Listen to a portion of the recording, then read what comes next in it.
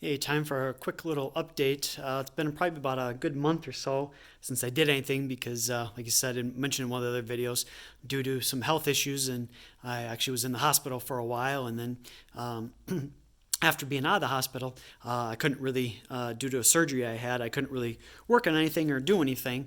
But it's been a little bit long enough now, so I was able to kind of do a couple quick things. So just kind of a quick update here. I got the fender back from the local fab shop, and they kind of had the paint touched up.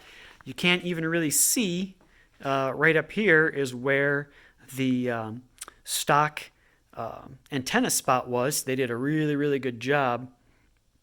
You wouldn't even know that there ever was an antenna there in the first place. So I got that back on Friday and was able to get it put back on, and thankfully it went right back in. I think the gap looks good.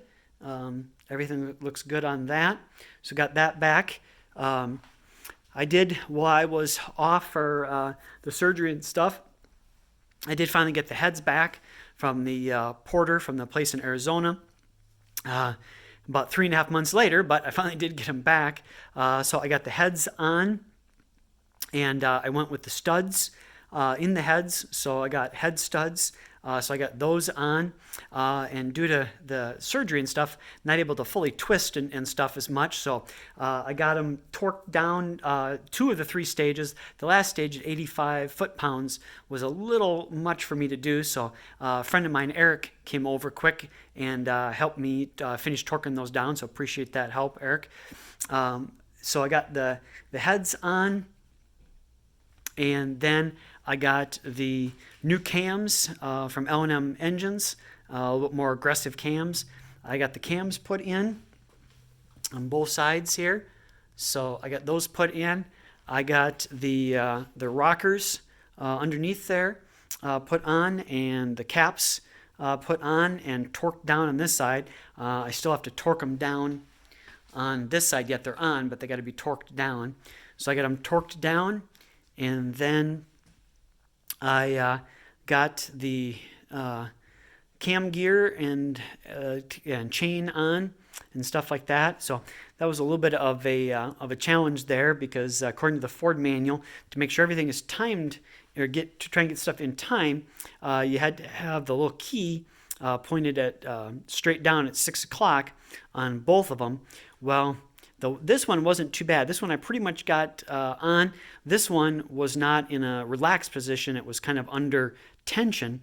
So that was a little bit of a challenge to get that done. I ended up having to go to Harbor Freight and get a little bit larger crescent wrench there so I could put on there to kind of tilt it and get it where I wanted to be, and then was able to slide those on. Ran into a little bit of an issue when I was trying to roll the cam over. It kind of, the top one rolled over. The bottom one, the exhaust side, I was trying to get to roll over a little bit. It rolled to a point, and then it kind of stopped, and I was kind of putting some pressure on it. It wouldn't move, and then it dawned on me, I bet you it was hitting the top, because this is an interference engine. I bet you it was hitting the top of the piston, because I thought I had it at top dead center.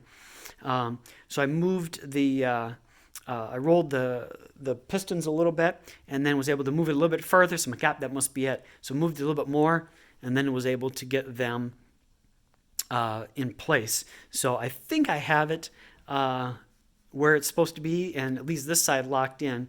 I got to do the other side yet, and then be interesting to see. I'll have to see what the manual says, but then to get the cams in timed with the engine and everything rotating together, so we don't have any issues. But so that's kind of where we are at. Thankfully, finally, after months and months, finally got everything back. I got the intake back also finally from them being ported, so starting to make some progress on things and starting to get her put back together. So we will see, but just wanted to give everybody a quick little update. Thanks. Bye.